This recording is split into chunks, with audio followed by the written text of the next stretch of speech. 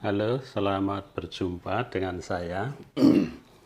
Beta Audius suka berbagi. Terima kasih saudaraku, panjenengan mau membuka konten saya. Dan pada kesempatan hari ini saya akan berbagi mengenai rangkaian Shopstar untuk berbagai macam keperluan yang diakibatkan karena listrik di rumah, listrik PLN yang tersedia di rumah tidak mencukupi. Dalam kata lain, wattnya kurang. Mungkin listrik di rumah hanya 450 kVA atau 450 watt maupun 900 kVA atau 900 watt. Maaf, saya ralat, bukan kVA ya, VA, 450 VA atau 900 VA.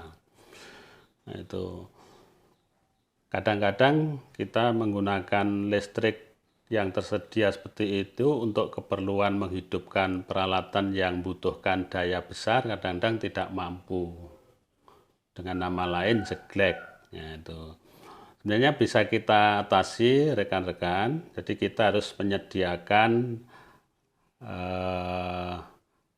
rangkaian atau peralatan Shopstar yang bisa membantu mengatasi persoalan ini sehingga listrik kita bisa mengangkat atau tidak jeglek. Nah, jadi rangkaiannya seperti ini saudaraku yang saya pakai. Ini banyak saya pakai, saya rangkai untuk membuat Shopstar, baik di dalam power amplifier maupun saya rangkai, saya buat untuk Shopstar eksternal, artinya tambahan yang tidak mungkin ditambahkan di dalam peralatan tertentu. Maka saya harus membuat Shopstar eksternal. Nah, itu. Saya menggunakan skema rangkaian seperti ini. Nah, itu saudaraku. Nah, seperti ini. Nah, kemudian saya rangkai. Nah, untuk kali ini saya akan berbagi dalam kita membuat Shopstar eksternal itu tidak usah kita harus mencari PCB ke sana kemari dan lain sebagainya. Kita bisa menggunakan peralatan yang ada, yang tersedia, bahkan bahan-bahan bekas yang masih baik bisa digunakan lagi, termasuk untuk membuat casingnya. Sebagai contoh ini, saudaraku. Nah, ini saya membuat Shopstar eksternal. Nah, ini saya perlihatkan ini ya. Ini Shopstar eksternal. Ya, itu. Saya hanya menggunakan barang-barang bekas. Ini untuk merangkai Shopstarnya itu saya menggunakan PCB bekas dari protektor speaker. Bekas protektor speaker yang tidak saya pakai, saya manfaatkan, tapi memang kita harus merangkainya menyesuaikan dengan skema yang ada ini. Nah, kalau di PCB kan jelas tidak sama jalur-jalurnya. Maka kita harus merangkai mencocokkan dengan gambar tersebut. Tapi minimal di situ sudah ada lubang-lubangnya, khususnya untuk relaynya. Untuk relay di situ sudah ada lubang-lubangnya. Kita tinggal pakai. Itu. Jadi kita memanfaatkan barang-barang yang tidak dipakai bisa kita gunakan. Tapi memang ya sekali lagi itu kita harus merangkai jalur-jalurnya dicocokkan dengan rangkaian yang akan kita buat. Jadi ada jalur yang harus kita potong, ada jalur yang harus kita jumper, nah gitu. Nah, itu hanya bekas-bekas semua, saudara-saudaraku. Itu. Jadi komponen-komponen itu bekas-bekas yang masih baik. Itu. Kabel AC-nya ini saya hanya ngambil dari bekas VCD player. Nah, ini masih bagus, bisa kita gunakan. Nah, kabel AC ini. Nah, ini dari VCD player yang tidak saya gunakan. Kemudian untuk casingnya ini saya menggunakan potongan-potongan ACP yang tidak terpakai. Jadi ini sisa membuat hardcase, potongan-potongan kecil. Kemudian saya manfaatkan untuk membuat casing ini, untuk membuat box ini. Nah, ini switchnya, saklarnya ini juga ini bekas saklar power, tapi masih baik. Box fuse-nya ini, fuse sekring ini juga ada bekas. LED tersedia. Nah, ini semua bekas semua nih. Stop kontak ini juga bekas ini. Nah, itu ya.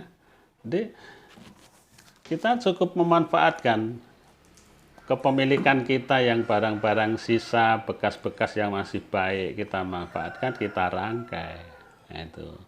Jadi itu termasuk komponen-komponen itu kita cari bekas-bekas yang masih baik, yang sesuai dengan kebutuhan kita. Nah, itu ya. Kita yang membutuhkan lem glue atau lem Alteco untuk menempelkan ini, untuk menempelkan buat casingnya ini, karena ini tipis. Dibaut juga bisa. Ini sebagian saya baut. Ini bahannya tipis 0,4 atau 4 mili itu tebelnya. Jadi kita baut, kita sekrup juga bisa, tapi untuk membantu memudahkan membuat, kita lem dengan Alteco glue untuk nempel-nempelkannya itu. Ini semua bekas, saudaraku. Jadi kita tidak usah repot-repot harus mencari PCB Shopstar kesana kemari. Kita manfaatkan, bisa juga memakai PCB yang lubang-lubang itu juga bisa, dan kita rangkai itu. Jadi modalnya gambar skema rangkaian itu, rangkaian ini, dan kita siapkan komponen-komponennya, termasuk untuk casingnya. Nah itu kita sudah bisa mengatasi persoalan, membantu kebutuhan kita. Jadi ini namanya Shopstar eksternal yang sewaktu-waktu bisa kita gunakan. Termasuk kita sedang servis power yang wattnya besar, pakai listrik 450 atau 900 itu jeglek. Nah, kita bantu dengan Shopstar eksternal ini. Ini untuk outputnya, AC-nya di sini. Itu. Jadi AC outputnya itu kita lengkapi dengan sekering, pengaman. Jadi butuhkan kreativitas kita. Ini. Kita perlu kreatif dulur-dulur ya. Mungkin rekan-rekan sudah banyak melakukan hal yang sejenis itu. Hanya kadang-kadang ya ini yang Shopstar eksternal ini yang jarang-jarang terabaikan. Nah, maka kita buat dengan komponen bekas-bekas tidak apa-apa. Dioda-dioda itu untuk buat yang dari bekas lampu elektrik itu, untuk dioda IN4007 banyak sekali itu. Kita bongkar aja itu lampu-lampu elektrik itu yang tidak terpakai itu. Kita ambil diodanya, bisa untuk membuat ini. Nah, gitu. Nah, jadi bukan hal yang sulit, saudara-saudaraku. Makanya yang membutuhkan sekali lagi kreativitas itu.